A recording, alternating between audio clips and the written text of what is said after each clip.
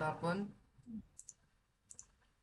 Spring initializer गेलो. पहिली website आहे स्प्रिंग इनिशियलायझरची, बरोबर.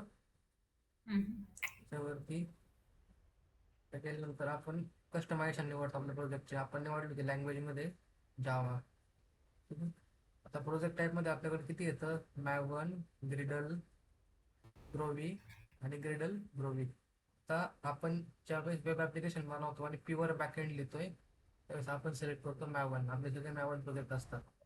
ग्रिडल हम्म. कॉटलिंग कधी वापरलं जातं? ज्यावेळेस आपण जावाचं बॅकएंड हे अँड्रॉइड प्युअर अँड्रॉइडसाठी वापरतो. पहा, अँड्रॉइड आपण हम्म. कॉटलिन लँग्वेजमध्ये लिहितो पहा, तर हम्म. ते वापरू शकतो आपण.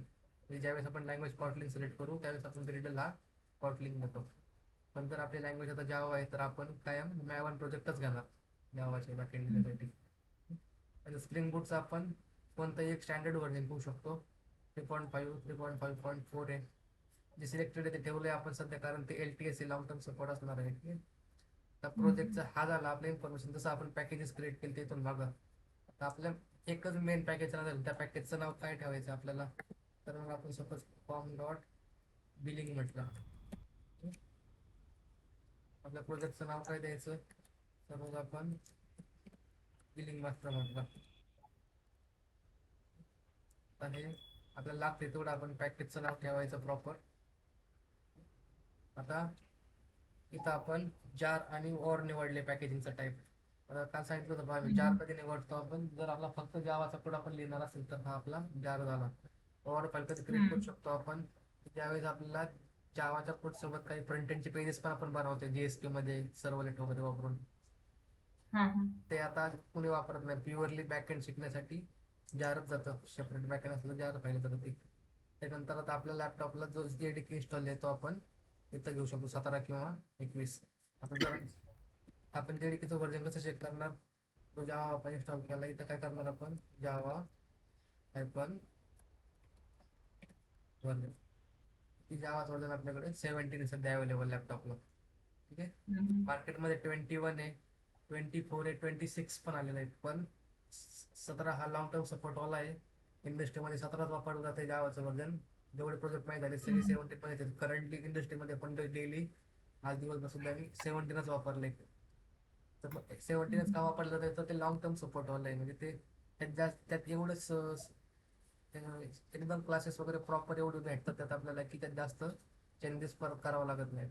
जसं 21 हे हम्म. लेटेस्ट मार्केटमध्ये आलेलं आहे. किती लेट सस्टेन करू शकतात, त्यात किती फीचर्स चांगले येतं काही माहिती नाही आपल्याला. पण हा जेव्हापासून 17 आलाय सगळ्यात जास्त मार्केट कॅप जेव्हा ते 17 व्हर्जननेच घेतलेलं आहे. हे झाले हम्म. आपले प्रोजेक्ट रिलेटेडचे कस्टमायझेशन्स. आता ह्या प्रोजेक्टसाठी आपल्याला काही डिपेंडन्सी लागतात. आता कोणत्या कोणत्या डिपेंडन्सी लागू शकतात? पण एक वेब प्रोजेक्ट बनवतोय, वेबसाईटचं बॅकएंड लिहितोय, बरोबर, सॉफ्टवेअरचं. तर मग आपल्याला येणारा हम्म. प्रत्येक रिक्वेस्ट HTTP कॉल असणार. तर फ्रंट एंडकडे येणारी रिक्वेस्ट HTTP असेल आणि त्या HTTP ला आपण फ्रंट एंडला रिस्पॉन्स पण HTTP पाठवणार आहे. त्यासाठी सगळ्यात पहिली डिपेंडन्सी आपल्याला कोणती ती लागते असते? Spring web. स्प्रिंग वेब आपण टाकतो. आता दुसरं आपल्याला याच्यात MySQL सर्व्हर सोबत कनेक्ट करायचं आहे, बरोबर. MySQL डेटाबेस वापरायचा आहे. मग आपल्याला काय लागेल? दुसरं MySQL ड्रायव्हर. ठीक आहे. तिसरं काय लागेल आपल्याला? काल सांगितलं होतं मी, आपल्याला डेटाबेस सोबत तर जायचंय, परंतु क्युरी न लिहिता आपल्याला हायबरनेट वापरायचं आहे, बरोबर. त्यासाठी हम्म. आपल्याकडे डिपेंडन्सी होती JPA, बरोबर, स्प्रिंग डेटा JPA. ह्या 3 डिपेंडन्सी टाकल्या तर आपलं काम संपलं. एवढ्या 3 डिपेंडन्सी आपल्याला मिनिमम लागतात. पण आपण एक चौथी डिपेंडन्सी आणखी टाकतो. ती कोणती? डेव टूल नावाची डिपेंडन्सी. स्प्रिंग बूट डेव टूल. हे काय करतं? प्रोव्हाइड फास्ट ॲप्लिकेशन स्टार्ट आणि लाईव्ह रिलोड. म्हणजे प्रत्येक वेळेस आपण मिनटा मिनिटाला कोड अपडेट करत राहणार आहे आणि सेव्ह करत राहणार आहे, बरोबर. प्रत्येक फाईल हम्म. सेव्ह केल्यानंतर परत परत आपल्याला सर्व्हरला अपलोड करावं लागते. त्यावेळी सर्व्हरला लाईव्ह होती. मग ते प्रत्येक वेळेस काम मॅन्युअली करण्यापेक्षा हा स्प्रिंग बूट डेव टूल काय करतो? हा जर आपण प्रोजेक्टमध्ये टाकला तर हा ऑटोमॅटिकली कंट्रोल सेव्ह केला, आपण एक फाईल सेव्ह केली का पूर्ण प्रोजेक्टला ऑटोमॅटिक रिफ्रेश करत राहतो. हे 4च मिनिमम डिपेंडन्सी आपण कोणत्या प्रोजेक्टसाठी टाकतो. आणि याला जर आपण एक्सप्लोरला क्लिक केलं खाली तर आपल्याला दिसतं की आपण यात काय काय ऍड केले. आपल्या प्रोजेक्टचं आपण नाव काय दिलंय, त्यानंतर आपण कोणत्या डिपेंडन्सी टाकल्या, आपल्या प्रोजेक्टचं नाव काय दिलं आपण. ठीक आहे. तर मग त्याचे कोणत्या कोणत्या डिपेंडन्सी आपण टाकलं, जेपीए टाकलं, स्प्रिंग वेब टाकलं, फॅक्टर टाकलं, आपण डेव टूल टाकलं आणि मायसेल कनेक्टर टाकलं, बरोबर. एक्सप्लोर केलं की आता आपल्याला हे दिसतं, ठीक आहे. आणि जनरेटला काय करतं ते, एक झिप फाईल डाउनलोड करतो. तर हा आपला कम्प्लीट एक प्रोजेक्ट झाला आता, बरोबर. काय कम्प्लीट प्रोजेक्ट आपण करतोय आता, जनरेट. हे आपला झिप फाईल डाउनलोड झाला. आता याला काय करणार आपण, अनझिप करणार. डाउनलोडला गेलो आपण, बिलिंग वाचकर राईट क्लिक, एक्सट्रॅक्ट. आता एक्सट्रॅक्ट कुठं करायचं, तिथं आपल्याला प्रोजेक्ट लोकेशनला सेव्ह करायचं आहे. सपोज डेस्कटॉपला गेलो आपण, इथे डेस्कटॉपला न्यू प्रोजेक्ट क्रिएट केला, सपोज आपण न्यू फोल्डर, त्याला आपण बिलिंग मास्टर असं नाव देऊ.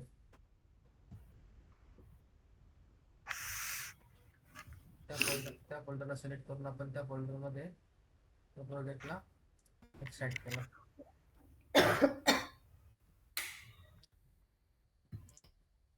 तो इथपर्यंत आपण काल पाहिलं होतं, बरोबर, की आपण स्प्रिंग बोटचा प्रोजेक्ट कसा क्रिएट केला. तर काल आपला एडिटर चालत नव्हता. आता याच्यात माझ्याकडे दोन एडिटर येतं.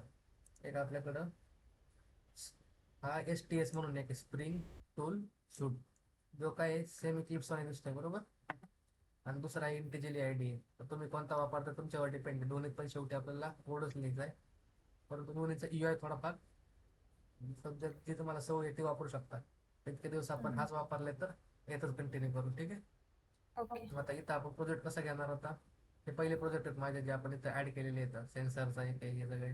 आता आपल्याला हे 4 प्रोजेक्ट पहिले 5वा ऍड करायचा. आपण काय करणार, सिम्पल राईट क्लिक. आता न्यू वरती नाही जाणार आपण, कारण आपल्याला क्रिएट नाही करायचं. आपल्याला काय करायचं आहे आता, इम्पोर्ट एक्झिस्टिंग मॅवन प्रोजेक्ट. सिम्पल आपण डिरेक्टली शोधली कुठं सेव्ह केलाय, आपण डेस्कटॉपला बिलिंग मास्टरमध्ये सेव्ह करता, बरोबर. पण सिलेक्ट फोल्डर केला, आठवत त्याला फॉर्मनोट एक्सएमएल फाईल सापडली. आता या फॉर्मनोट एक्सएमएल फाईलमध्ये काय होतं, जर आपण वेबला गेलं परत, इथं बघा आपण एक्सप्लोर जर केलं तर ही फॉर्मनोट एक्सएमएल फाईल होती आपली, बरोबर, XML. त्या XML फाईलमध्ये आपण सगळं मेंटेन ठेवतो की आपल्याला काय काय डिपेंडन्सी लागत आहेत. आपल्याला काय लागत आहे, स्टार्टरसाठी टेस्टिंगसाठी लागू शकतं पॅकेज.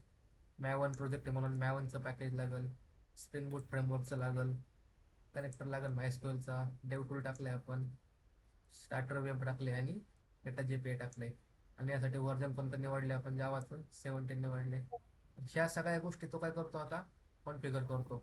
इथं ज्यावेळेस आपण इथं फिनिशला क्लिक करू, त्यातून सगळ्या माहिती उचलतो स्प्रिंग बूट ऑटोमॅटिक.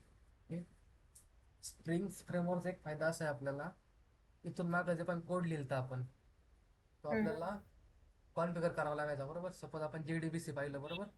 JDBC मध्ये काय करावं लागायचं आपल्याला, डेटा जर सेव्ह करायचं म्हटलं डेटाबेसला 5 स्टेप फॉलो करावं लागायच्या, बरोबर. सपोज आपल्याकडे 100 API येतं, म्हणजे 100 ठिकाणी आपल्याला डेटा सेव्ह करायचा आहे किंवा गेट करायचा डेटाबेस मधनं. तर आपल्याला 100 वेळा JDBC लिहावं लागलं असतं, बरोबर, 100 क्लासेसमध्ये वेगळ्या वेगळ्या. पण स्प्रिंग बूट आपल्याला इझिली सगळं करून देतं, की एका ठिकाणी तुम्ही कॉन्फिगर करून ठेवा आणि ते मी ऑटोमॅटिक मॅनेज करतो, स्प्रिंग बूट बोलतो. म्हणजे आपल्याला स्प्रिंग बूट सोबत जर प्रोजेक्ट केला असतं तर काय करावं लागलं असतं, की वेगवेगळ्या 100 क्लासेससाठी 100 वेळा आपल्याला कनेक्शन इस्टॅब्लिश करावं लागलं असतं. आणि प्रत्येक वेळी कनेक्शन इस्टॅब्लिश करण्यासाठी आपल्याला कॉन्फिगरेशन भरपूर सारे होते. पहिली स्टेप कॉन्फिगरेशन होती, दुसरी स्टेप कॉन्फिगरेशन होती, तिसरी पण स्टेप कॉन्फिगरेशन होती, चौथ्या स्टेपला फक्त आपण एक्झिक्यूट करायचं. आणि 5वी स्टेप पण कॉन्फिगरेशनच होती. कॉन्फिगरेशन म्हणजे काय की बेसिक स्टेप आपल्या सगळ्या. एक स्टेप अशी होती ज्या ठिकाणी आपली क्युरी चेंज व्हायची, नवीन नवीन डेटासाठी नवीन क्युरी यायची. मग जर हे काम प्रत्येक वेळेस आपल्याला रिपीटेड करावं लागायचं, तर स्प्रिंग बूटने काय म्हटलं, एका ठिकाणी फक्त डेटाबेसचे नेम काय आहे, युजर नेम काय, पासवर्ड काय मेन्शन करून ठेवा. प्रत्येक डेटाबेस आपल्यासाठी आता ऑटोमॅटिक क्रिएट होत राहणार, ऑटोमॅटिक कनेक्ट होत राहणार, बरोबर. सिम्पल आपण फिनिशला क्लिक केलं तर तो काय करणार, आता जेवढ्या काही डिपेंडन्सी आपण मेंटेन केल्या त्या सगळ्या डिपेंडन्सी डाउनलोड करणार आपल्यासाठी. पण फिनिशला क्लिक केलं तर पाहतो प्रोजेक्ट इम्पोर्ट करायला लागला, म्हणजे काय की ज्या पण मॅवेन डिपेंडन्सी लागणार आपल्याला ते सगळ्या आता त्या डाउनलोड करतोय. प्रोजेक्ट आता रेडी होता,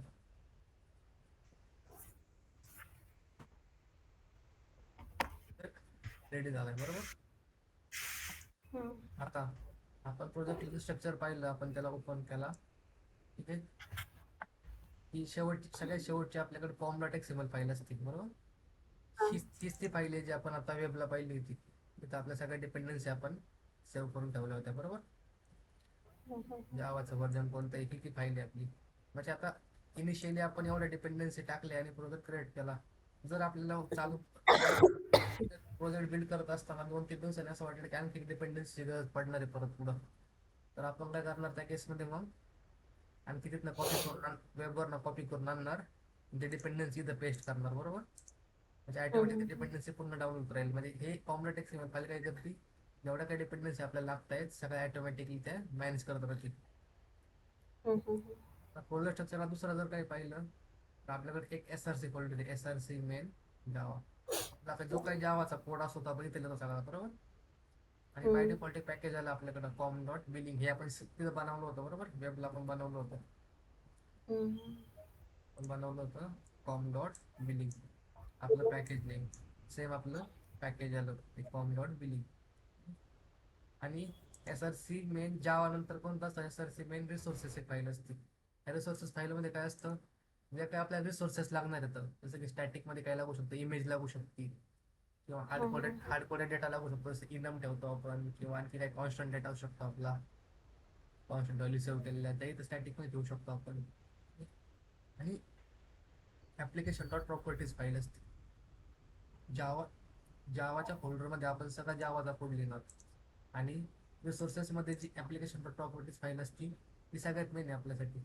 त्यावेळेस या फाईलला आपण डबल क्लिक करून ओपन करू. इथं काय आता आपलं बिलिंग, त्या ऍप्लिकेशनचं नेम लिहिलंय, बरोबर. आपल्या ऍप्लिकेशनसाठी जेवढं काही आता व्हॅल्यूज लागणार आहेत आपल्याला, काय लागू शकतं, डेटाबेस लागू शकतो, आणखी काय लागू शकतो दुसरं, या सगळ्या गोष्टी आपण इथं मेन्शन करून ठेवतो. आता आपलं जर आपण रन केला, रन कसा करणार आपण, आपल्या मेन पॅकेजला गेलो, आपण जावाच्या कोडला गेलो, त्या पॅकेजमध्ये काय आपल्याकडं बाय डिफॉल्ट एक बिलिंग मास्टर नावाचं एक ऍप्लिकेशन तयार झालं. प्रोजेक्टचं काय नाव काय होतं आपल्या, बिलिंग मास्टर, बरोबर. तर सेम नावाचं त्याने काय केलं, बिलिंग मास्टरचा क्लास तयार केला, पुढे ऍप्लिकेशन लिहिलं सेम. आता याच्यात वेगळं काही नाही, हा आपण क्लास शिकलोय, बरोबर. हा एक क्लास झाला आपला. त्यात मेन मेथड वापरायचं आपण, सिम्पल मेन मेथड वापरली आपण. पण याला एक अनोटेशन टाकलं आपण, काय टाकले, स्प्रिंग बूट ऍप्लिकेशन. म्हणजे हा काय झाला आता, हा झाला आपला स्प्रिंग बूटचा ऍप्लिकेशन झाला. इथून आपला प्रोजेक्ट रन होणार कधी पण. आणि इथं काय आहे, spring application dot run billing master application dot class. म्हणजे हा क्लास काय करणार, तो रन करणार. मग आता रन कसं करणार आपण, simple right click, run as Java application. आपल्या प्रोजेक्टमध्ये अजून काहीच नाही, पण आता काय केलं यांनी, रन केलं. आता आपला प्रोजेक्ट रन नाही झाला, फेल झाला. काय झालं, fail to configure data source URL. म्हणजे काय, ही स्प्रिंग बूट हा कधी पण कॉन्फिगरेशन नाही तर कन्व्हेन्शनवर फॉलो करतो. म्हणजे काय, स्प्रिंग बूट असं म्हणणं आहे की जर आपण इथं मायस्क्वेलची कनेक्टरची डिपेंडन्सी टाकली, बरोबर. तर याचाच अर्थ काय, आपल्याला मायस्क्वेल सर्व्हर सोबत पण कनेक्ट करावं लागणार आहे, बरोबर. आणि जर मायस्क्वेल सोबत कनेक्ट करायचं आहे तर मायस्क्वेलचा डेटाबेसचं नाव लागेल, पासवर्ड लागेल आणि युजर नेम लागेल, बरोबर. म्हणजेच स्प्रिंग बूट काय करतो, जेवढे पण डिपेंडन्सी आपण ऍड केलं प्रत्येक वेळेस रन व्हायच्या आधी त्या पूर्ण क्लासेसला स्कॅन करतो. आणि यात जे जे काही आपण टाकले, सपोज स्प्रिंग बूट त्याच्या मायस्क्वेलच्या ऐवजी आपण दुसरा एखादा डेटाबेस टाकला असता, तर त्या डेटाबेसचं नेम वगैरे आपल्याला द्यावं लागलं असतं. म्हणजे काय होतं की ज्यावेळेस स्प्रिंग बूटचा प्रोजेक्ट रन होतो, रन झाल्यानंतर जर तो सक्सेसफुली रन झालेला असेल तर त्यात एक पण एरर राहत नाही आपल्याकडं. हा स्प्रिंग बूटचा फायदा आहे. जर आपला प्रोजेक्ट रन होतोय याचा अर्थ आपल्या पूर्ण प्रोजेक्टच्या एकही क्लासमध्ये एक पण एरर नाही असं आपण समजायचं. पूर्ण प्रोजेक्टमध्ये एक जरी एरर असेल तरी प्रोजेक्ट आपला डायरेक्ट बंद पडतो. म्हणजे काय होतं, आपल्याला डिबग करायला सोपं जातं आता, की असं होणार नाही की आपला प्रोजेक्ट इथं रन होतोय सर्व्हरवरती होत नाही, बरोबर. एक फायदा झाला आपल्यासाठी, हा कंटिन्यू सगळीकडं रन होत राहणार. समजते. मग आता एरर काय आला आपल्याला, आता fail to configure data source, बरोबर. मग आपल्याला काय करावं लागेल, आता आपला डेटाबेस कुठे आहे ते सांगावं लागेल. त्याच्यानंतर काय सांगावं लागेल, आणखी युजर नेम काय आणि पासवर्ड काय, बरोबर. मग आता हे कुठून भेटणार आपल्याला, आपल्याला कुठे लिहायचं आहे ते ऍप्लिकेशन प्रॉपर्टीज फाईलला लिहायचं आहे, बरोबर. आता सिम्पल आपण याला काय करू, कुठून तरी कॉपी करून आणूयात. सिम्पल त्याचं काय असतं, स्प्रिंग डॉट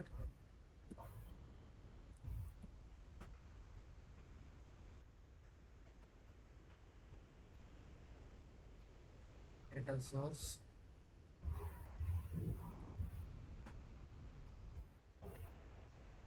आणि आपण URL कोणता देतो, JDBC माहिती आहे तुम्हाला बरोबर, कोलन MySQL कोलन // localhost 3306 06. बरोबर, स्लॅश. Um, पुढं काय देतो आपण आता, त्या डेटाबेसचं नाव. ठीक आहे. yeah. आता आपलं डेटाबेसचं नाव काय द्यायचं मग, ट्रेनिंग DB द्यायचं. ठीक आहे, ट्रेनिंग DB असं आपण डेटाबेसचं नाव दिलं. आता आणखी काय द्यावं लागणार आपल्याला मग, आपण JDBC मध्ये काय काय वापरलं होतं, URL तर लागत होता आपल्याला, पासवर्ड लागत होता, युजर नेम लागत होता. मग आता काय करू शकतो आपण, सेम याला कॉपी करूयात. तर काय डॉट युजर नेम ते आपलं झालं रूट. सेम आपण काय देणार त्याला,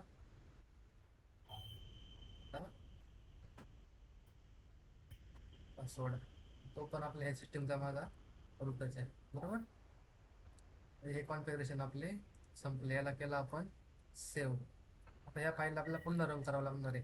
आता डेव टूल आपला ऑटोमॅटिक रन करतो, पण कधी करतो, तर ते ऑलरेडी रन असेल तर मग चालू सर्व्हरमध्ये रन करतो. सध्या आपला प्रोजेक्ट आणखी रन झालेला नाही. बरोबर, आता पुन्हा आपण चालू.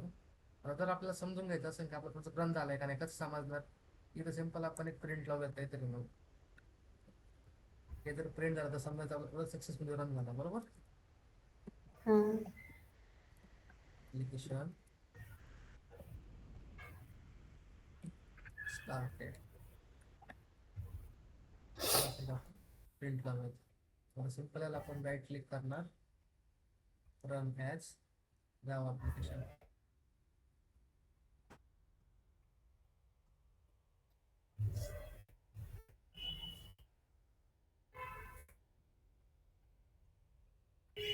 एरर आला काहीतरी, काय ना,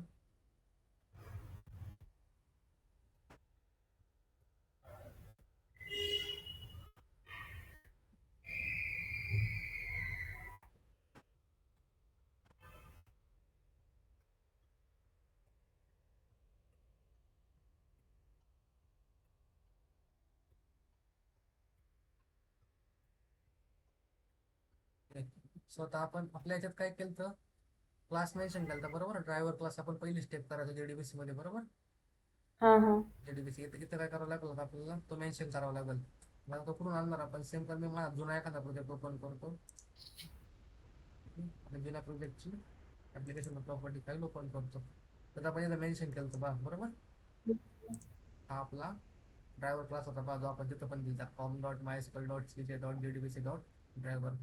आणि हे त्याचे कॉन्फिगरेशन आहे 2 लाईनचं, हे डायलेट आहे. आता याचा अर्थ काय सांगतो, आधी कॉपी करूयात आपण, तुम्हाला समजून सांगतोय. आपण काय केलं,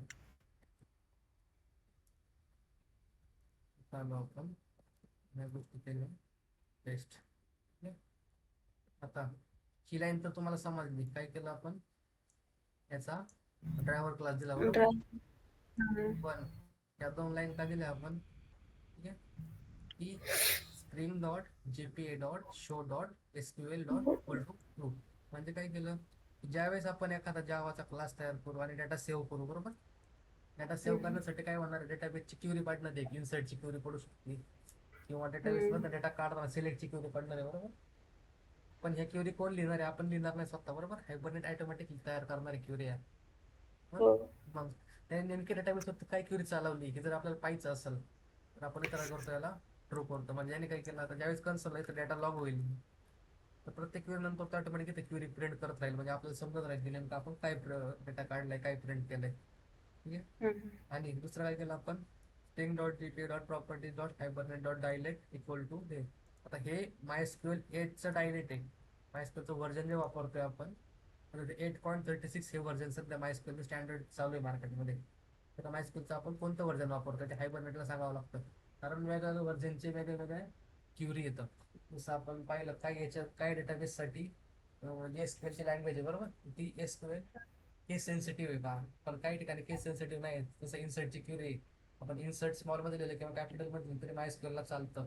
पण MySQLचे काही असे व्हर्जन्स आहेत तिथे ते केस सेन्सिटिव्ह पण आहे, त्यामुळे आपण ते सिम्पल व्हर्जन मेन्शन करतो. पण सध्या लेटेस्ट मार्केटमध्ये हेच आहे, MySQL 8. ठीक आहे, MySQL 8चे जेवढे पण व्हर्जन्स आहेत त्याला आपण हे मेन्शन करतो. तर सिम्पल आपण याला सेव्ह केला आणि पुन्हा आपला आता काय काय लिहिलं आपण आलं लक्षात. MySQLचं URL, युजर नेम आणि पासवर्ड आणि क्लास, ह्या चार त्यावर क्लास. हा या चार गोष्टी आपण जेडीबीसी मध्ये पण केल्या बरोबर. पण हो. जेडीबीसी मध्ये जर आपल्याकडे 10 क्लास असते आणि 10 क्लासमध्ये 10 वेळा आपल्याला काही ऑपरेशन करायचं असेल डेटाबेस वरती, म्हणजे एका ऑब्जेक्टने आपण काय करू शकतो, डेटा ऍड करू शकतो, दुसऱ्याने डेटा गेट करू शकतो, तिसऱ्याने अपडेट करू शकतो, ठीक आहे? आणि डिलीट करू शकतो, मध्ये डिलीट करू शकतो. मध्ये 4 API झाले आपल्या किती, एका टेबलवरती बरोबर. असे जर आपल्याकडे MySQLचे 10 टेबल येतं समजा एका प्रोजेक्टमध्ये, तर 10 टेबलला 4 4 40 50 क्लास झाले असते आपले. तर हे सगळं आपल्याला प्रत्येक वेळेस डेटा जेडीबीसी वापरत बसावं लागलं असतं. पण आता काय झालं, एका ठिकाणी आपण जर लिहून ठेवलंय, आता आपण कुठे लिहायची गरज नाही, ऑटोमॅटिक तो डेटाबेसला कनेक्ट करत राहणार आहे. आणि खालच्या 2 लाईन काय आपण त्या सपोर्टिव्ह साठी लिहिल्या बरोबर. हो. आता त्याला आपण पुन्हा रन करूया.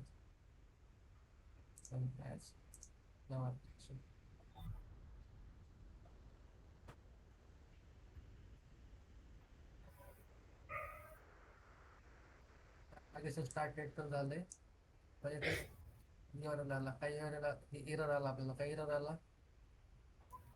Enable closed.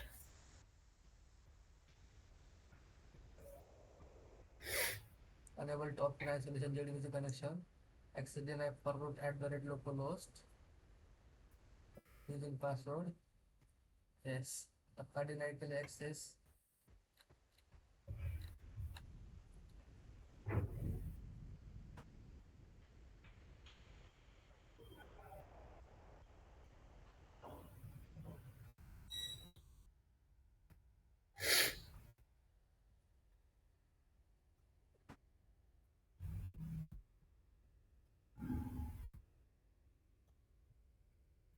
आपण डिबग करूयात, तिथे आपण ChatGPT कडून सॉल्व्ह करून घेऊयात काय प्रॉब्लेम आला.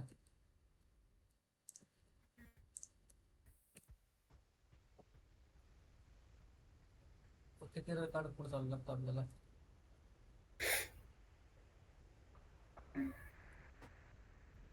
colon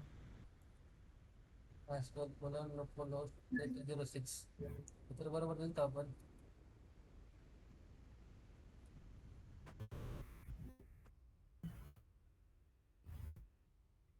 JDBC colon localhost 3006 तर बरोबर आहे आपलं सगळं. हा डेटाबेस आपण क्रिएट केलेला नाही आय थिंक, त्यामुळे प्रॉब्लेम येत असतो बरोबर. ओके. त्यावेळेस आपण क्रिएटच केलेला नाही.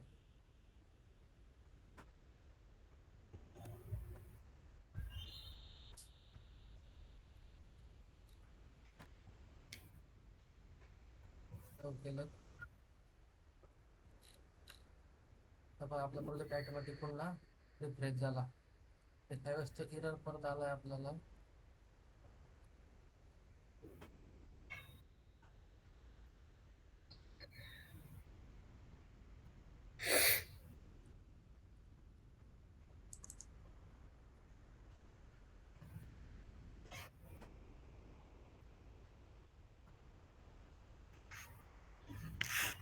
आता यासाठी आपण एक काय करू शकतो, आपल्याला डेटाबेस कनेक्ट करायचे 2 ऑप्शन्स येतात आपल्याला. नॉर्मली जर आपण जेडीबीसी करत असतो तर काय करावं लागतं, जेडीबीसीच्या केसमध्ये डेटाबेसला SQL ला लॉग इन करावं लागलं असतं आणि तिथं डेटाबेस क्रिएट करावं लागलं असतं बरोबर. पण आता स्प्रिंग बूट काय म्हणतं की डेटाबेस क्रिएट करायला आपल्याला तिकडे जायची पण गरज नाही. इथं काय करायचं फक्त डेटाबेसच्या पुढे आपण एक क्वेश्चन मार्क टाकायचा, म्हणजे काय चेक लावतो आपण, एक चेक करतोय बरोबर.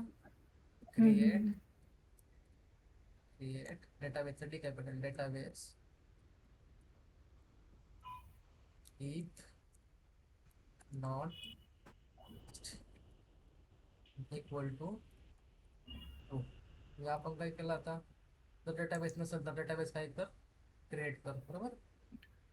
सिंपल आपण इथे गेलो, राईट क्लिक, रन ॲज, नाव ॲप्लिकेशन पुन्हा रन केलं आपण.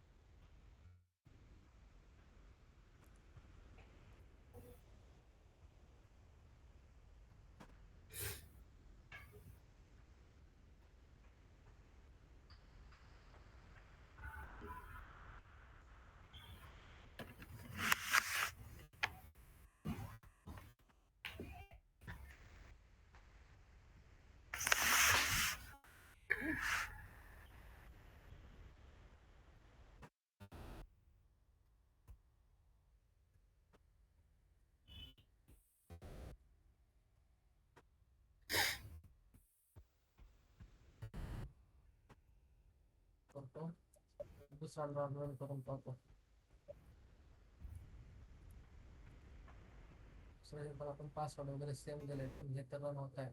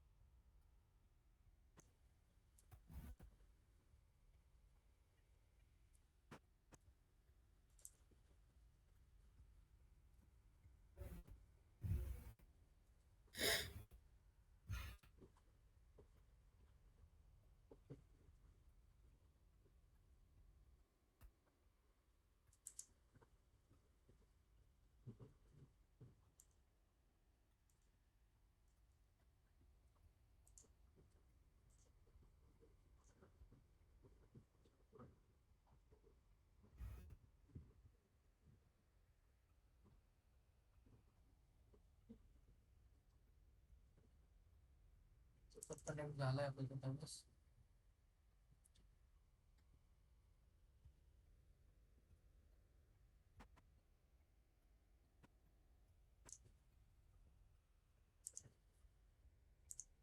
मग आपण रन करून पाहूयात आता आपलं प्रोजेक्ट.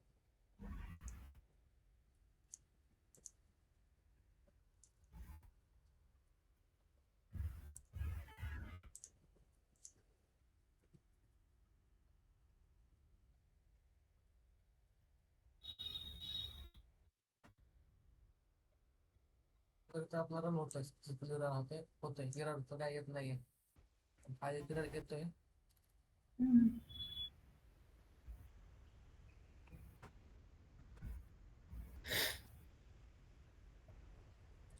पण आपले क्रेडेन्शियल सगळे बरोबर टाकून देतो.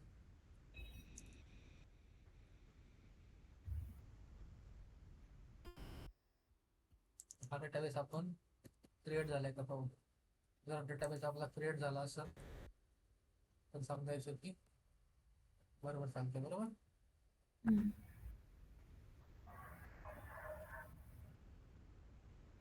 ऍक्च्युली दिवसभर आमचे काम सगळे सर्व्हरला चालतात, त्यामुळे मायस्क्वेल मी लोकल होस्टला कनेक्ट केलेलं पण बरेच दिवस झाले.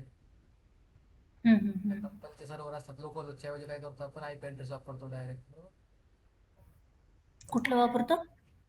कंपनीचे सर्व्हर आहेत डायरेक्ट. हा हा हा. डेटाबेस सगळे सर्व्हरला असतात डायरेक्ट. फक्त डेव्हलपमेंट पुरतच आपण आता लोकल होस्ट वापरतोय.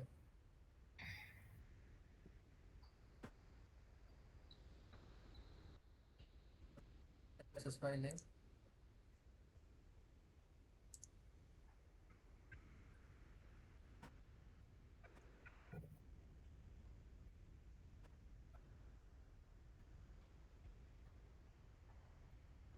क्लासमेट बरोबर नाही असेल तर डेटाबेस आपल्याला कधी कधी येतो प्रॉब्लेम. आता आपण काय करूयात मॅन्युअल डेटाबेस क्रिएट करून पाहूयात मग.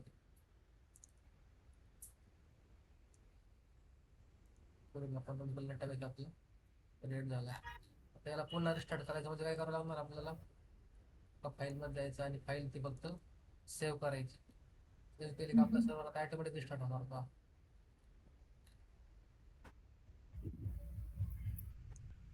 टर्मिनेट करून पुन्हा रन करूयात.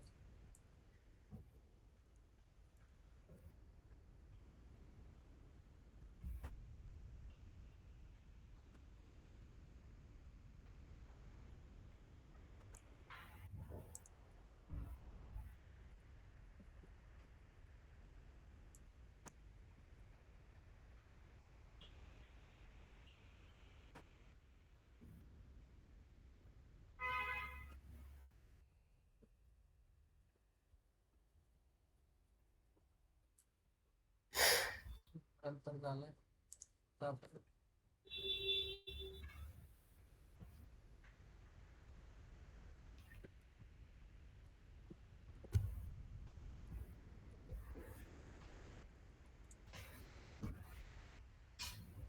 करूयात.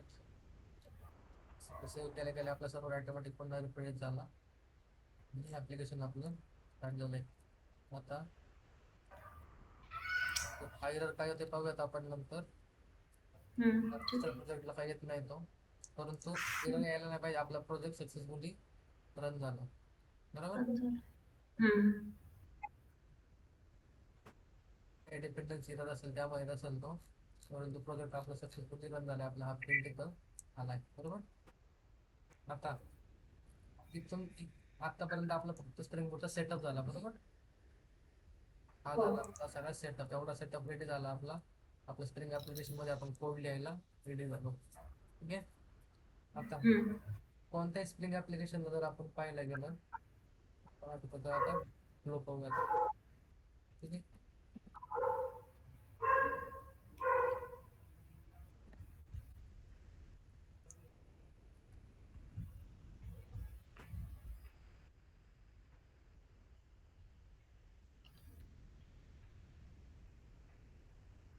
सपोज हे आपलं एक फ्रंट एंड आहे. ठीक आहे. हे एक फ्रंट एंड आहे आणि आपलं बॅक एंड सर्व्हर वेगळा आहे. हा आपला बॅक एंड सर्व्हर आहे. ठीक आहे. हा बॅक एंड सर्व्हर कोणता आहे आपला, स्प्रिंग बूट. बरोबर. स्प्रिंग बूटचं ऍप्लिकेशन आहे आपलं. ठीक आहे. आता हे फ्रंट एंड कसं असू शकतं, फ्रंट एंड एक तर रिॲक्ट असू शकतं. बरोबर. काय अँग्युलर असू शकतं किंवा प्लेन HTML असू शकते. फ्रंट एंड कशात पण असू शकतं. ठीक आहे. आता इथं आपल्याला त्याचा डेटा डिस्प्ले करायचा आहे. सपोज इथं एक फॉर्म भरला, आपण फॉर्म फिल केला. बरोबर. तो डेटा आपल्याला सर्व्हरला सेव्ह करायचा आहे. करेक्ट. सपोज आपण काय केलं, इथे एक डेटाबेस घेतला. हा काय आपला DB.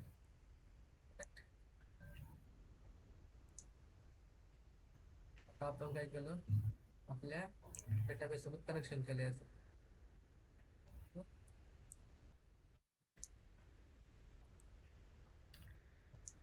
करेक्ट. इथपर्यंत समजतंय. आपलं फ्रंट एंड राहील, आपलं स्प्रिंग बूट आहे आणि काय करायचं आपल्या डेटाबेस सोबत इंटरॅक्ट करायचं. डेटाबेस सोबत इंटरॅक्ट करण्यासाठी आपण काय केलं, ज्या काही क्रेडेन्शियल्स आपले सगळे आपण इथं मेन्शन केले. म्हणजे कनेक्शन आपलं सक्सेस आता झालंय. आता फ्रंटकडनं जी काही रिक्वेस्ट येते ती रिक्वेस्ट कशी असती, HTTP रिक्वेस्ट असती.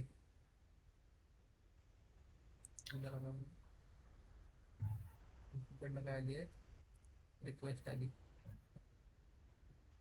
त्याला पण रिक्वेस्ट म्हणतो आपण HTTP रिक्वेस्ट. HTTP म्हणजे काय, हायपर टेक्स्ट ट्रान्सफर प्रोटोकॉल. बरोबर. वेब रिक्वेस्ट आली आहे आपल्याला. ठीक आहे. आता ह्या रिक्वेस्टला प्रोसेस करायचं काम कोणाचं आहे, स्प्रिंग बूटचं आहे. बरोबर. बॅक एंड आहे आणि ह्या बॅक एंडने काय करायचं मग, त्या त्याच्यासोबत कनेक्ट करायचं, तर डेटा सेव्ह करायचा किंवा डेटा गेट करायचा आणि तो पुन्हा काय करायचा, HTTP रिस्पॉन्सने माघारी पाठवून द्यायचा. बरोबर. हा काय देणार आपण, याला देणार आपण HTTP, हा झाला रिस्पॉन्स. बरोबर. रिस्पॉन्स. ओके. आता ज्यावेळेस आपण एखादं बॅकएंड लिहितो, हे जावा मध्ये असू शकतं, पायथन मध्ये असू शकतं. बरोबर. तर आपल्या फ्रंट एंडला काही घेणं देणं नाही की आपलं बॅकएंड कशामध्ये लिहिलेलं आहे. बरोबर. याला फ्रंट एंडला काय फक्त रिक्वेस्टच्या बदल्यात रिस्पॉन्स भेटण्याशी मतलब राहतो. बरोबर. आणि बॅकएंडला पण काही घेणं देणं नाही की फ्रंट एंड कशात आहे, अँग्युलर मध्ये, रिॲक्ट मध्ये. बॅकएंडचं काम एवढंच आहे की एखादी रिक्वेस्ट आली तर त्या रिक्वेस्टला रिस्पॉन्स द्यायचा. बरोबर. तर हे कसं झालं मग आपलं 3 tier ऍप्लिकेशन झालं. ऍप्लिकेशन टियर असत, 1 tier ऍप्लिकेशन, 2 tier ऍप्लिकेशन. तिथे किती झाले आपल्या ऍप्लिकेशनचे, 3 tier कनेक्ट झाले, क्रिएट झाले. एक झाला आपला फ्रंट एंडचा, दुसरा झाला बॅक एंडचा, तिसरा डेटाबेसचा. बरोबर. डेटाबेस आपला बॅकएंड पेक्षा वेगळा आहे. बॅकएंड आपलं कुठचं आहे, डेटाबेस आपला SQL सेपरेट ठेवलाय आपण त्याला. आपण काय आपला MySQL. बरोबर. आता सध्या आपण कोणत्या प्रोसेसमध्ये, आपल्याला हे बॅकएंड शिकायचं अख्खं. बरोबर. मग आता बॅकएंडचं काम काय होतं, सपोज एक रिक्वेस्ट आली, तर रिक्वेस्ट प्रोसेस कसं करतो बॅकएंड, तर आपल्याकडे 4 स्टेप असतात. पहिली स्टेप कोणती असती,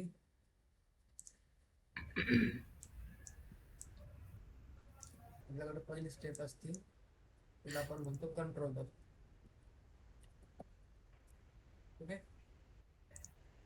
मी इथं 4ही मेन्शन करतो आधी, तुम्हाला मग एक समजून सांगतो. ठीक आहे.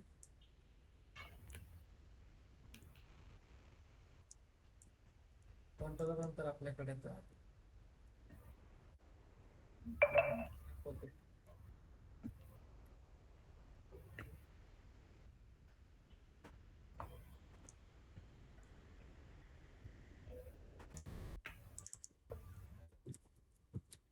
सर्विस.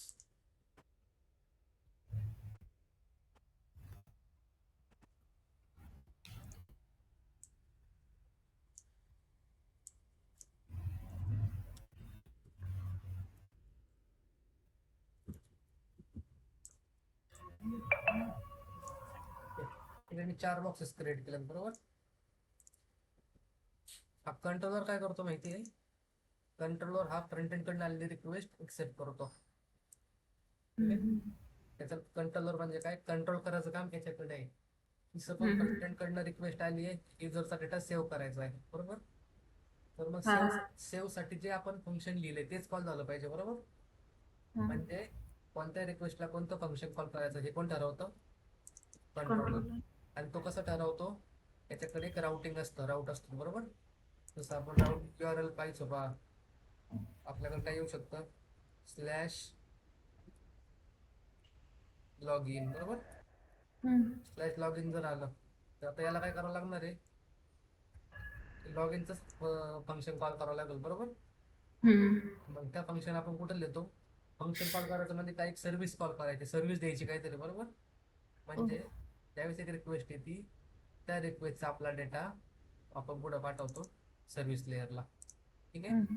म्हणजे सर्व्हिस लेअर म्हणजे काय असणार आहे आपलं, हा काय झाला आपला राउटर झाला. हा काय असणार आहे आपला, याला आपण म्हणतो आपलं बिझनेस लॉजिक.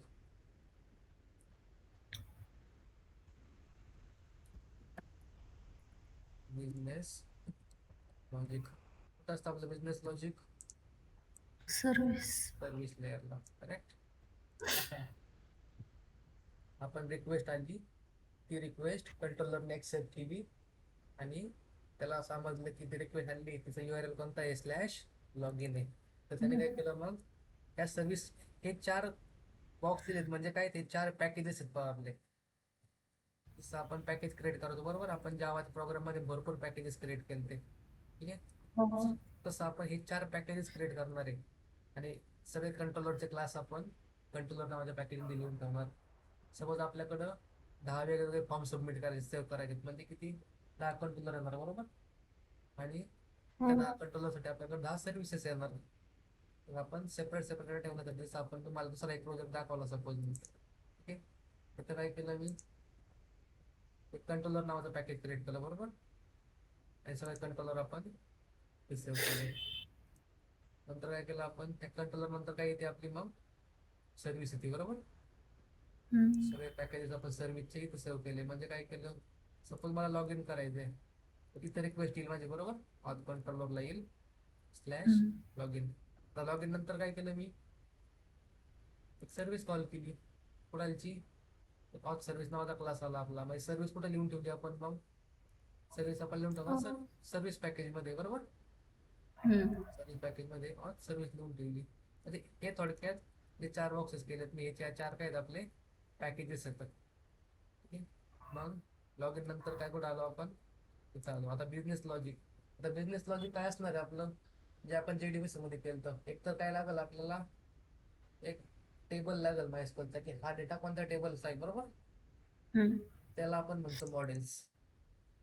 म्हणजे काय, की आतापर्यंत आपण मायस्क्वेलचे सगळे टेबल मॅन्युअली क्रिएट करायचो बरोबर.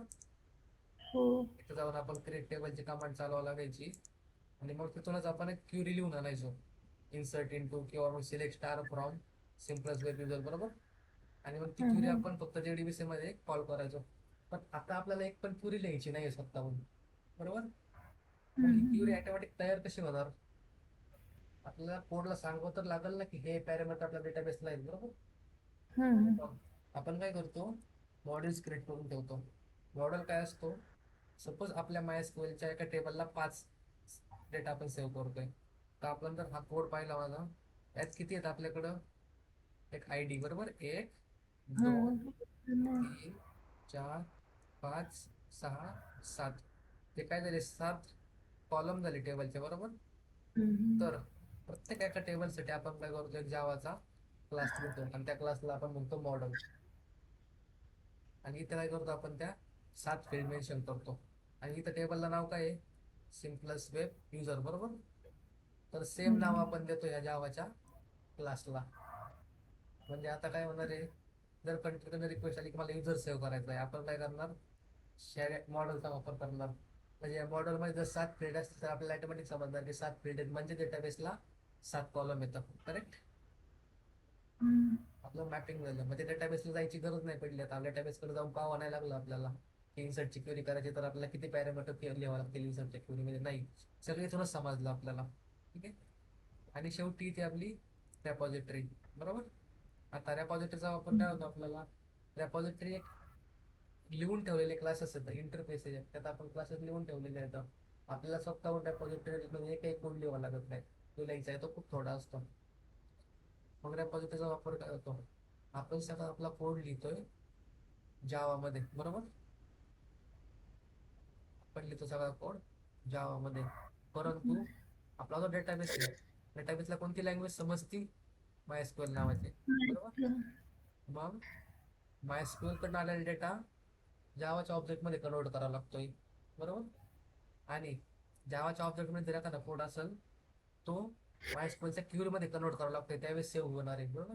मग MySQL आणि जावा दोन्हींच्या मध्ये ट्रान्सलेटरचं काम कोण करतं, आपली रेपॉझिटरी करतं बरोबर. म्हणजे फ्लो कसा आता वन शॉट मध्ये सांगा, फ्लो कसा झाला, वन शॉट मध्ये एक रिक्वेस्ट आली, त्या रिक्वेस्टला आपण राऊट मॅच करणार. तो राऊट जिथं मॅच होईल त्या मॅचिंग राऊटला आपण तो क्लास कॉल करणार बरोबर. तो क्लास हेल्प घेणार 2 गोष्टींची, मॉडेलचं हेल्प घेणार हे ठरवण्यासाठी की आपल्याला कोणत्या टेबलमध्ये डेटा सेव्ह करायचा आहे, आणि त्या टेबलला किती कॉलम येतं, आणि त्या कॉलमची नावं काय काय येतात बरोबर. आणि दुसरं काय असणार, की आपल्याला तो डेटा सेव्ह करायचा आहे, म्हणजे त्याचं कन्व्हर्जन लागणार. ह्याच रेपॉझिटरीच्या बॅकएंडला काय काम करतं मग, तर ह्याच रेपॉझिटरीच्या बॅकएंडला काम करतं हायबरनेट. हायबरनेट शिकायचं होतं बरोबर. हायबरनेटचा खरा वापर इथं सुरू होता आपला. त्याच्या बॅकएंडला काय काम करतो, तर हायबरनेट काम करतो. ओके. मग हायबरनेटला काय म्हणतो आपण, हायबरनेटला आपण म्हणतो ORM. ORM म्हणजे काय,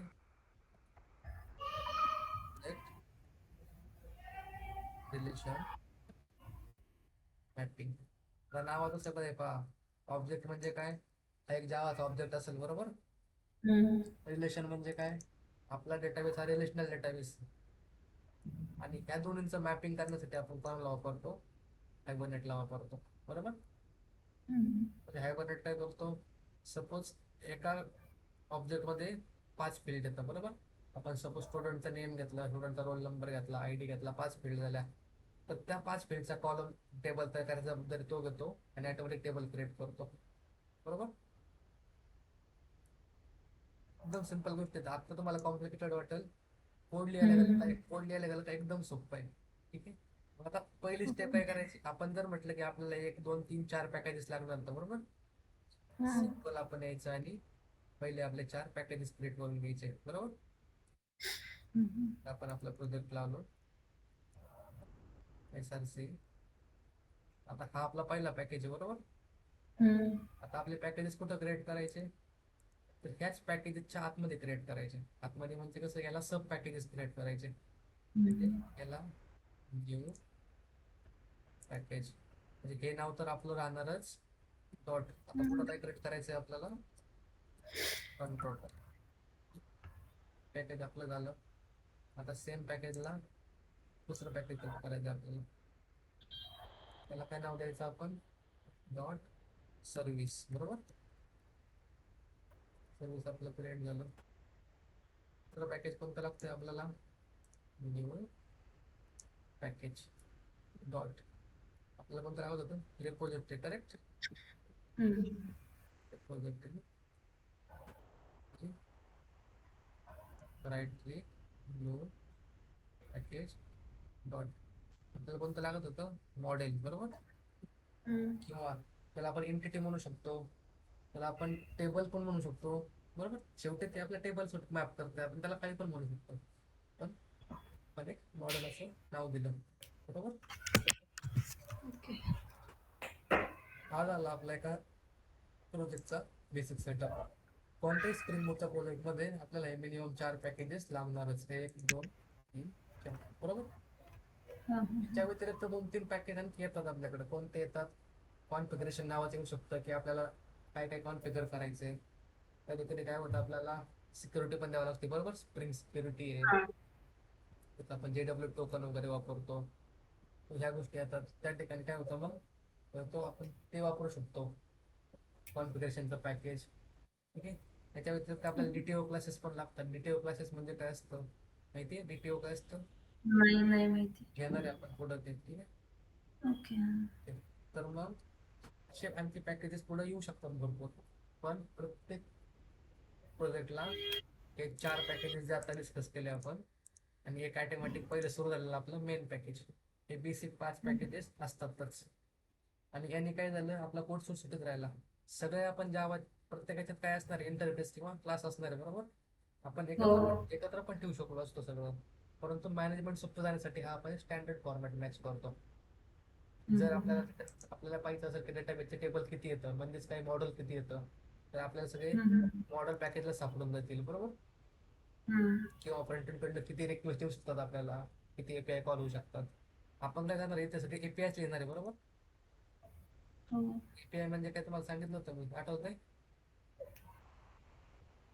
हा, सांगितलं ते म्हणजे API कशाला म्हणतो आपण, सांगा बरं. एक अं, हॉटेलचं एक्झाम्पल दिलं मी. काय काय हॉटेलचं एक्झाम्पल आठवायचं नाही, API म्हटलं का. कशाचं एक्झाम्पल? हॉटेल सपोज आपण एखाद्या हॉटेलमध्ये गेलो बरोबर. हा. हा. आपण जर जेवण करायला टेबलवरती बसलो, तर तो टेबल काय झाला आपला, फ्रंट एंड झाला. हो. हो. हो. त्या हॉटेलचं किचन काय झालं, बॅक एंड झालं बरोबर. हा. हा. पण फ्रंट फक्त एक रिक्वेस्ट करतोय, म्हणजे एक ऑर्डर होतोय बरोबर. हम्म.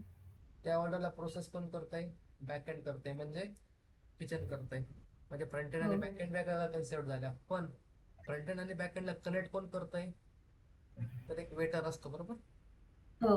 वेटर आपली ऑर्डर घेऊन जातो आणि ती ऑर्डर कुठं पोहोच करतो, बॅक एंड कडे पोहोच करतो. बॅक हम्म. एंड त्या ऑर्डरला प्रोसेस करतं, आणि प्रोसेस झाल्यानंतर जो डेटा आहे तो परत वेटर काय करतो, तो डेटा पुन्हा आपल्यापर्यंत म्हणजे फ्रंट एंड पर्यंत घेऊन येतो बरोबर. तर या हम्म. मधल्या गोष्टीला आपण काय म्हणतो, या वेटरला आपण API म्हणतो आपल्या टेक्निकल भाषेत. तर ते सगळे हम्म. एपीआय आपल्याला लिहून ठेवायचे आहेत आता.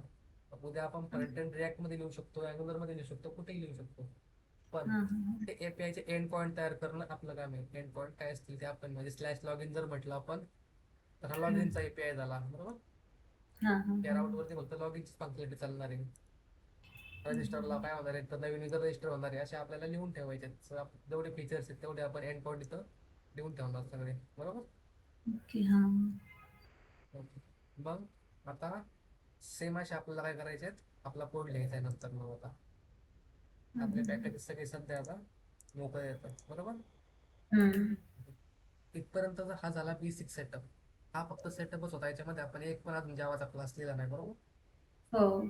सेटअप मध्ये काही अवघड नव्हतं बा. आपण झिप फाईल डाउनलोड केला, त्याला अनझिप केला, त्याला इथे इम्पोर्ट केला, इम्पोर्ट ॲज अ मॅवन प्रोजेक्ट बरोबर. मग त्या मॅवन प्रोजेक्ट मध्ये आपल्याकडे सिम्पल दोन फोल्डर होते आपल्याकडे, एसआरसी मेन जावा आणि दुसरा होता रिसोर्सेस. रिसोर्सेस मध्ये काय केलं आपण, या ऍप्लिकेशनवर प्रॉपर्टीज पाहिले तर आपल्या डेटाबेसचे कॉन्फिगरेशन टाकले. का टाकले, कारण आपण डेटाबेसची डिपेंडन्सी ऍड केली. आणि स्प्रिंग बोर्ड काय म्हणतं की जर डिपेंडन्सी ऍड केली आहे तर तुम्हाला त्या व्हॅल्यू पण द्यावाच लागतील, कारण तो त्याला मॅच करणार, ऑटोमॅटिक स्कॅन करणार प्रत्येक वेळेस रन होताना. आणि मग याला आपण रन केला. आता आपला प्रोजेक्ट जर आपण पाहिलं तर हा कंटिन्यू रन आहे पहा. ऍप्लिकेशन हे स्टार्ट झालेलं आहे बरोबर. आणि हे स्टार्टच राहतं कारण स्प्रिंग बोर्ड काय एक सर्व्हर आहे बरोबर. आपला जो कोड असतो हा एका सर्व्हरवरती डिप्लॉय होतो आणि त्या सर्व्हरचं नाव काय आहे, टॉमकॅट. टॉमकॅट सर्व्हर ऐकलंय कधी. हो, ऐकलेलं आहे मी. अपाचे टॉमकॅट तो एक सर्व्हर असतो. ज्यावेळेस आपण स्प्रिंग हम्म. बोर्ड जर आपण स्प्रिंग बोर्ड नाही वापरलं तर हा कोड आपल्याला त्या एका टॉमकॅट सर्व्हरवरती रन करावा लागतो. परंतु स्प्रिंग बोर्ड काय करतो, ज्यावेळेस आपण स्प्रिंगचा प्रोजेक्ट क्रिएट करतो वेबसाईटवर जसं आपण आज केला बरोबर, हा तर याच्यासोबत रेडीमेड आपल्याला टॉमकॅट सर्व्हर पण भेटून जातो या प्रोजेक्टच्या आतमध्येच रेडीमेड. त्यामुळे आपल्याला बाहेरून सर्व्हर मॅनेज करायची गरज पडत नाही. इथं जर आपण पाहिलं तिथं आले पहा, टॉमकॅट स्टार्टेड ऑन पोर्ट 8080 HTTP बरोबर. 8080 काय झाला, 8080 हा त्याचा बाय डिफॉल्ट पोर्ट झाला आहे बरोबर. ओके. जर आपल्याला चेंज करायचं असेल तर 8080च्या ऐवजी आपल्याला वेगळ्या पोर्टवरती कोड रन करायचा आहे. आता मग काय करावं लागेल आपल्याला, तिथं आपल्याला एक प्रॉपर्टी भेटते आपल्याकडे, server dot port. Server dot port आणि आपण इथं सपोज मेन्शन केलं 8000 सेव्ह केलं. ठीक आहे, आपला प्रोजेक्ट लगेच स्टार्ट झाला पहा मला ऑटोमॅटिक झाला. आणि हो. आता आपलं प्रिंट स्टेटमेंट आलं आणि आपलं टॉमकॅट कुठं सुरू झाला आता 8000 पोर्ट, कारण हा, आपण तोच मेन्शन केला. इथं आपण जर मेन्शन नाही केला तर बाय डिफॉल्ट तो 8080 हा त्याचा बाय डिफॉल्ट पोर्ट आहे स्प्रिंग बूटचा. पण पुन्हा जर सर्च सेव्ह केला तर पुन्हा बाय डिफॉल्ट 8080 वरती येऊन जाईल. पुन्हा तो 8080 वरती आला आणि आपला सर्व्हर हा स्टार्ट आहे बा. इथे रेड आले म्हणजे काय, टर्मिनेटचं ऑप्शन येते म्हणजे कंटिन्यू आपला सर्व्हर स्टार्ट आहे. तो कधीपासून स्टार्ट आहे बा, 22 मिनिटं झाले आपला सर्व्हर स्टार्ट करून आपण बरोबर. ओके. तर कंटिन्यू हा सर्व्हर स्टार्ट होतो. म्हणजेच ज्यावेळेस वेबला आपण एखादा हा कोड बनवला आणि एखाद्या वेबसाईटच्या सर्व्हरला गुगलला किंवा AWS ला कुठं डिप्लॉयमेंट केली आपल्या वेबसाईटची आता, तर तो आपला स्प्रिंग बोर्डचा प्रोजेक्ट कधीही बंद होत नाही. वर्ल्ड वाईड कंटिन्यू तो चालूच राहतो. हा, म्हणून आपला मोठे मोठे सर्व्हर लागतात कधी पण डिप्लॉयमेंट करायला. भले आपल्याकडे रिक्वेस्ट येत नाही, आता सध्या एक पण रिक्वेस्ट येत नाही आपल्याकडे बरोबर फ्रंट एंड कडनं, कारण आपण कोड लिहिलेला नाही काही, तरी पण हा सर्व्हर स्वतःची मेमरी खात राहते कारण तो कंटिन्यू रन होते. आणि त्याला कंटिन्यू रन व्हावंच लागतं का, कारण त्याला रिक्वेस्ट रिसिव्ह करायच्यात बरोबर. हो. फ्रंट एंड कडनं जर रिक्वेस्ट आली तर त्याला ऑटोमॅटिक स्कॅन करत राहावं लागते की रिक्वेस्ट आली तर प्रोसेस करायची आहे. म्हणजे आपण असं नाही करू शकत नाही की फ्रंट एंड पाठवायच्या आधी बॅक एंडला माहिती आहे की आता रिक्वेस्ट येणार आहे आपल्याकडे 5 मिनिटांनी, असं नाही ना बरोबर. कधी पण येऊ शकते रिक्वेस्ट. तर हो. ते लिसन करण्यासाठी तो एका पोर्टला कंटिन्यू लिसन करत राहतो.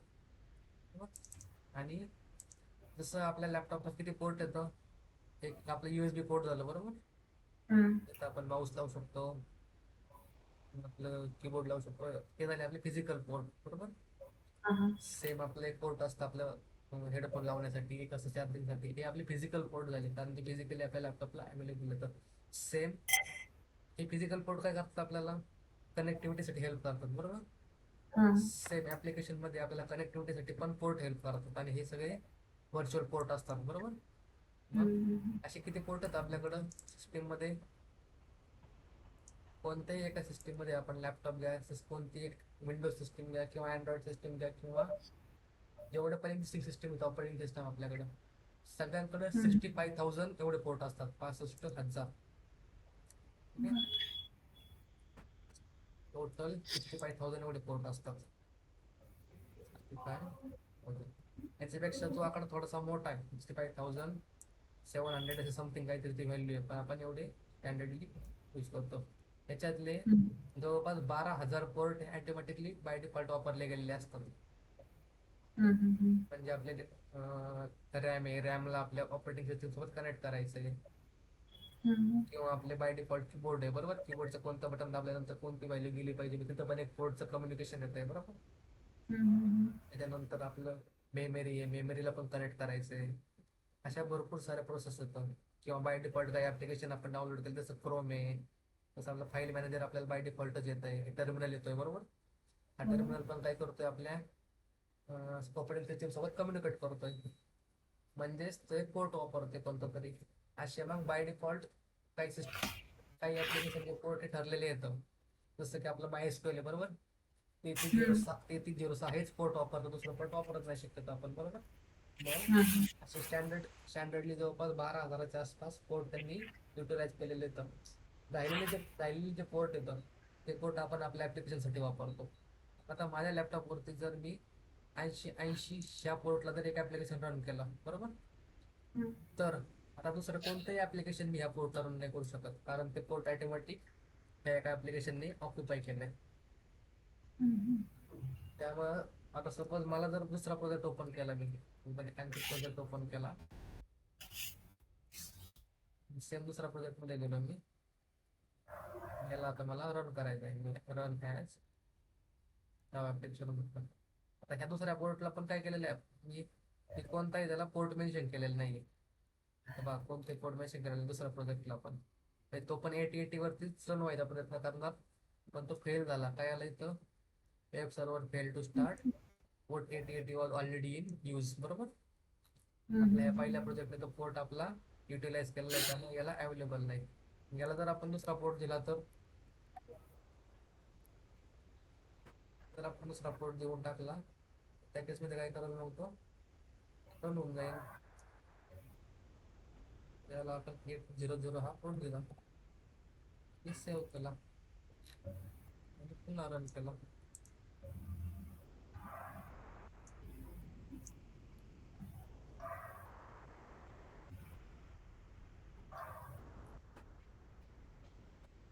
झाला रन सक्सेसफुली. म्हणजे आपले हम्म. 2 project at a time run होत आहेत. एक हा जो माझा जो प्रोजेक्ट आहे तो 8,000 पोर्ट वरती, आणि हम्म. दुसरा जो आपण आता क्रिएट करा बिलिंग मास्टर हा 8,080 पोर्ट वरती बरोबर. हो. ही पोर्टची कन्सेप्ट लक्षात ठेवायची. समजले काय घेतलंय आपण आज. हो. आपण सिम्पल एक ऍप्लिकेशन डाउनलोड केलं, त्या हम्म. ऍप्लिकेशनला इथं इम्पोर्ट केलं, आणि आपलं एक बेसिक आपलं डेटाबेस कनेक्ट करण्यासाठी जे लागते त्या फाईल आपण मेन्शन केल्या, प्रॉपर्टी मेन्शन केल्या. ठीक आहे, ह्या प्रॉपर्टी कुठेही आपल्याला पाठ करायची गरज नाही. पहा जर आपण सिम्पल इथं गेलं आणि काय लागतं आपल्याला, ऍप्लिकेशन डॉट प्रॉपर्टीज बरोबर. हम्म. आपल्या फाईलचं नाव काय आहे, ऍप्लिकेशन डॉट प्रॉपर्टीज आहे बरोबर. हो. प्रॉपर्टीज की विंडो ऑल कॉन्फिग सिम्पल एक टाकलं आपण, टोटल डेटा आपल्याला भेटणार आहे. हॅलो, सर्व्हरचा पोर्ट काय ठेवायचा आहे आपल्याला बरोबर, हम्म. त्यावेळेस आपल्याला कोणता ठेवायचा आहे, मायस्क्यूएलचा ऑटोमॅटिक आपला आला. त्याच्यानंतर युजर नेम पासवर्ड आला आणि ड्रायव्हर क्लास आला बरोबर. आता हे खालचं काय आहे, हम्म. हे मॅक्झिमम आयडीएली म्हणजे किती, की हा फक्त 5 सेकंदासाठी आपला डेटाबेस आयडीएली कंडिशन मध्ये राहणार. त्याच्यापेक्षा जास्त जर आपल्या डेटाबेस वरती आलं तर कनेक्शन ऑटोमॅटिक बंद करून टाकणार लगेच बरोबर. 5वी स्टेप होती आपल्या डीबीसीची, की आपल्याला कनेक्शन क्लोज पण करावं लागायचं बरोबर. हो. हा चेक करतो की जर 5 सेकंद एक पण रिक्वेस्ट नाही आली तर ऑटोमॅटिक बंद पण करून टाकणार कनेक्शन. हम्म. ओके. आता हे मॅक्झिमम फुल साईज किती 20, तर 20 काय तरी MB मॅक्झिमम 20 MB चा डाटा एका टायमाला आपण हिट करू शकतो. त्याच्यानंतर हम्म. हे काय 3000 म्हणजे 30 सेकंद टाइम आउट किती 30 सेकंद. जर नेटवर्क स्लो असेल तर आपला हा सर्व्हर 30 सेकंदापर्यंत वेट करेल की हा नेटवर्कवरती डेटा सेव्ह होतोय का नाही, बरोबर. तर हा नाही हा झालं नाही झालं तर फेल टू सेव्ह डेटा म्हणून एक आपल्याला एरर देऊन टाकतात. हो. अशा गोष्टी ह्या भरपूर साऱ्या इथं असतात, पण हे आपल्याला त्या लेवल पर्यंत जावं लागत नाही. ठीक आहे. जसं जसं गरज पडेल त्या पुढे येत राहतात. पण सध्या आपल्याला हम्म. जेवढं गरज आहे ते आपण इथं मग लिहिलं, बरोबर. हम्म. आणि शेवटी ओके. काय केलं आपण, फक्त 4 पॅकेजेस क्रिएट केली. आपलं कॉन्फिगरेशन झालं म्हणून ही फाईल आपण फोल्डर बंद केला रिसोर्सचा, आणि मेन हम्म. पॅकेजला 4 पॅकेजेस क्रिएट केले, बरोबर. ओके. आता आपल्याला काय करायचंय, टेबल पण ऑटोमॅटिक क्रिएट करायचे, बरोबर. मग आपण आता उद्या करणार. ते कसं करणार, एक मॉडेल क्लास लिहिणार आहे. तर हम्म. त्यावेळेस आपण हा क्लास क्रिएट करू. ऑटोमॅटिक ह्या क्लासला जेवढे फील्ड घेतले आपण, सपोज 5 फील्ड घेतल्या आणि 5 फील्डचा एक कन्स्ट्रक्टर क्रिएट केला आपण, बरोबर. हम्म. तर सेम आपल्या डेटाबेसला ऑटोमॅटिक तो तयार झालेला असतो. आपण समजा युजर क्लास क्रिएट केला, user name, password, email, contact काय असेल ते, तर सेम हम्म. तो आपल्या डेटाबेसला क्रिएट झालेला असणार. म्हणजे हे जे माय स्कूल वर्क बेंच आहे आपला, बरोबर, हा हा इथं आपण उद्यापासून हे काही क्रिएट नाही करणार. जे काय असेल आपलं इथं फक्त डेटा सेव्ह झालाय का नाही हे पाहण्यासाठी जाणार आपण फक्त. ठीक आहे. म्हणजे एक काही क्युरी न चालवता आपलं सगळं आपण स्प्रिंग बोट बंद करणार सगळं आता. ठीक आहे. हम्म. उद्या काय करू आपण आता, सिंपल एक युजरचा क्लास क्रिएट करू. तर युजरचा टेबल क्रिएट करू आपण. ते रेपॉझिटरी ओके. क्रिएट करू. रेपॉझिटरी काय असेल, हा युजरचा डेटा सेव्ह करण्यासाठी आणि डेटाबेस मधून काढण्यासाठी लागणारी आपली डिपेंडन्सी असेल, बरोबर, मिडलवेअर. याचा एक रिपॉझिटरी क्रिएट करू. आणि कंट्रोलरला रिक्वेस्ट घेऊन पाहू, एक लॉग इन आणि रजिस्टर या 2 रिक्वेस्ट घेऊ त्याच्याला आपण. आणि रजिस्टरची रिक्वेस्ट घेऊ आणि युजर डेटा सेव्ह करून पाहू रजिस्टर होतोय का नाही सक्सेसफुली, बरोबर. हो. आणि ठीक आहे. जर सक्सेसफुल झाला, त्या कंट्रोलर कशाचा वापर करणार आहे, मग सर्व्हिसचा वापर करणार आहे. म्हणजे 4ही हम्म. पॅकेजमध्ये उद्या काय करणार आपण, एक एक क्लास लिहिणार. इथं कोणता येईल, हम्म. युजर मॉडेल, बरोबर, युजर नावाचा क्लास येईल. इथं काय येईल, युजर रेपॉझिटरी नावाचा क्लास येईल. इथं काय येईल, युजर कंट्रोलर नावाचा क्लास येईल. इथं काय येईल, हम्म. User service. म्हणजे हे काय लक्षात आले का, आपल्याकडे जर 10 कंट्रोलर असतील तर दहा हम्म. मॉडेल तर 10 मॉडेल असणार आहेत, बरोबर. 10 हम्म. रेपॉझिटरी असणार तर 10 सर्व्हिसेस असणार. तर म्हणजे प्रत्येक एक रिक्वेस्ट आणि फ्रंट एंड कडनं त्या रिक्वेस्टसाठी एक कंट्रोलर, एक मॉडेल, एक रेपॉझिटरी, एक सर्व्हिस असणार आहे, बरोबर. ह्या गोष्टी फक्त एकदा समजल्या का संपलं. पण किती आपल्याला 100 जरी एपीआय द्यावं लागले, प्रत्येक एपीआयला काय करणार आपण, रिक्वेस्ट मॅच करणार, क्लास कॉल करणार, फंक्शन रन करणार, बरोबर. हम्म. इतकं सिम्पल फ्लो आहे, एकदम सिम्पल फ्लो आहे एकदम. त्यावेळेस उद्या ऑटोमॅटिक तुम्ही कोड लिहित पाहता, सकाळी लिहिताना सगळं समजून जाईल. ठीक आहे. ओके. हा स्प्रिंग बोर्डचा एक मेन पार्ट होता. एवढाच काय की हे लोकांना समजत नाही की JDBC एवढा मोठा कोड लिहितो आपण, बरोबर. बाकी एवढं हम्म. याच्यातच काय होतं, हम्म. तर स्प्रिंग बोर्ड हे ऑटोमॅटिक कॉन्फिगरेशन वरतीच काम करतं. हे स्प्रिंग आहे. बोर्डचीच खासियत आहे की आपण फक्त मेन्शन करतो आणि डेटाबेसला ऑटोमॅटिक कनेक्ट करून टाकलं नाही. बिहाइंड द सीन हा JDBCच वापरतोय. ठीक आहे. आपण प्रत्येक एक रिक्वेस्ट सेट करणार आहे तर प्रत्येका रिक्वेस्टच्या मागे JDBC 100% चालणारच आहे. कारण त्याशिवाय कोड आपला सेव्हच होणार नाही. परंतु जर आपण स्वतः न करता आता कोण करणार आहे, सगळं स्प्रिंग बोर्ड करून देणार आहे स्वतः. हम्म. म्हणून आपण हे वापरणार आहे. आणि मग इथं आपल्या कोर जावाच्या जेवढ्या कन्सेप्ट आपण शिकलो त्या इथं वापरल्या जाणार होता. इथं सर्व्हिस लेअर मध्ये आपल्याला व्हॅलिडेशन करावं लागेल की हा मोबाईल नंबर 10 नंबर आणखीच पाठवलाय का कधी, बरोबर. किंवा त्या हम्म. मोबाईल नंबर मध्ये फ्रंट एंड कडनं जर त्यांनी नंबरच्या ऐवजी टेक्स्ट पाठवला असेल काहीतरी ABCD, तर काय होईल, म्हणजे तो नंबर आहे का, तो स्ट्रिंग आहे का, तो काय आहे, हे सगळं आपलं कुठं चेक करायचंय, सर्व्हिस लेअरला, बरोबर. म्हणजे तिथं आपलं आता if else, file loop, for loop काय असेल तिथं कन्सेप्ट चालू होणार सगळं, बरोबर. हम्म. हा फक्त आपला एक सेटअप होता. आजचा आपण सेटअप पूर्ण केला. उद्यापासून ह्या सेम सेटअप मध्ये ह्या सेम प्रोजेक्टला आपण काय करणार आता, आधी आपण एक टेबल क्रिएट करणार आणि आपली रेपॉझिटरी क्रिएट करणार आणि आपली प्रोसेस सुरू करणार. ठीक आहे. ओके. हम्म. ठीक काही आहे. काय क्युरी आजच्या ह्याच्यात काही समजलं नाही असं. एकदा मी करून बघते फिजिकली, तेव्हाच कळेल म्हणजे काय प्रॉब्लेम होतो काय नाही.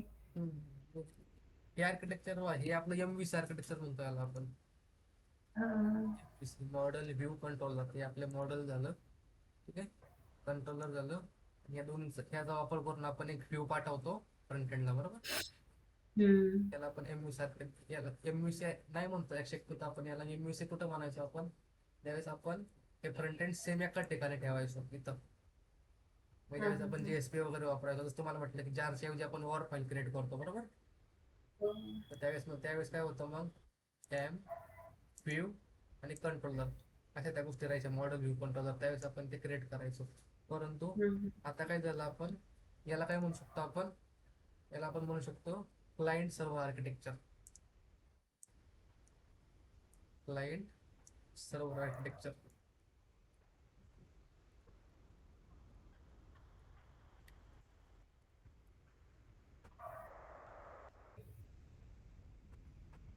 क्लायंट सर्व्हर आर्किटेक्चर झालं. ठीक आहे, आणि हे आर्किटेक्चर आपण फॉलो करणार आता. ठीक आहे, फ्रंट एंड कडनं ओके. रिक्वेस्ट करणार, प्रोसेस करणार, डेटाबेस कडनं कॉल होणार, आणि त्याला आपण रिस्पॉन्स देणार. ठीक आहे, ओके. ही इमेज टाकतो ग्रुपवरती मी. यातच आपलं सगळं काम चालणार उद्याचं. हे 4 पॅकेजेस तुम्ही पहा, आणि हे 4 पॅकेजेस तुम्ही तिथं क्रिएट करून पहा. ठीक आहे, हो, ठीक आहे. चालेल. याचा एक स्क्रीनशॉट टाकतो पहा, जे पण आपण डिपेंडन्सी ते ऍड केलं सगळं. ठीक आहे, हं, ठीक आहे. स्क्रीनशॉट आणि वगैरे. हे लेक्चर पण सेंड करून ठेवा मला. हो, ठीक आहे, लेक्चर आपलं सेव्ह करून ठेवतो, सेंड करून ठेवतो. ते चालेल, करायचं वाटतं मग. हो. आणि एक विचारायचं होतं मला, हा, ते GSP आणि सर्व्हलेट म्हणजे यूजमध्ये येतच नाही का आता? JSP सर्व्हलेट 99% जरी म्हटलं तर यूज मध्ये येत नाही. JSP आणि सर्व्हलेट वरती बेस माझे ऑलरेडी प्रोजेक्ट येतं कंपनीचे. ठीक आहे, हां. परंतु क्लायंटच्या रिक्वायरमेंट वर सेम प्रोजेक्ट आता मी रिॲक्ट स्प्रिंग बूट मध्ये कन्वर्ट करतोय. ओके. असा कोड पण आहे माझ्याकडे, तुम्हाला पाहिजे असेल तर एक कोड आहे माझ्याकडं बघा. आता माझ्या फोल्डरचं नाव डायरेक्ट मायग्रेशन म्हणून आहे डायरेक्ट. म्हणजे मला हं, कंपनीने हं. काम सगळं ते दिले की जे पण माझं JSP आणि सर्व्हलेट मध्ये काम होतं, सगळं मला चेंज करायचं आहे माझ्या आता स्प्रिंग बूट मध्ये डायरेक्ट. ठीक आहे, हं, ते हं, हं. त्यामुळे ते शिकण्यात आता आणि ते शिकायला खूप सोपं आहे. ज्यावेळेस तुम्हाला स्प्रिंग बूट येईल ना, तर त्या दिवशी तुम्ही अख्खं JSP सर्व्हलेट एका दिवसामध्ये स्वतःवर एक्सप्लोर करू शकता. हं, हं, हं. फक्त आज स्प्रिंग बूट शिकणं गरज आहे, कारण आज सगळ्या इंडस्ट्रीमध्ये 99% स्प्रिंग बूटच चालतं. ठीक आहे, ओके. ठीक आहे. चालेल. आता हा स्क्रीनशॉट शेअर करतो तुम्हाला मी आपला आर्किटेक्चर स्क्रीनशॉट शेअर करतो. हो. इथलं एक प्रोजेक्ट आधी क्रिएट करा, तो एक्सपोर्ट करा. तिथं मग हे पॅकेजेस क्रिएट करून पहा. हे पॅकेजच्या नेमसाठी तुम्हाला एक शेअर करतो मी. ठीक आहे, हो. चालेल. ठीक आहे. फारच वाटलं. हो, हो. येस.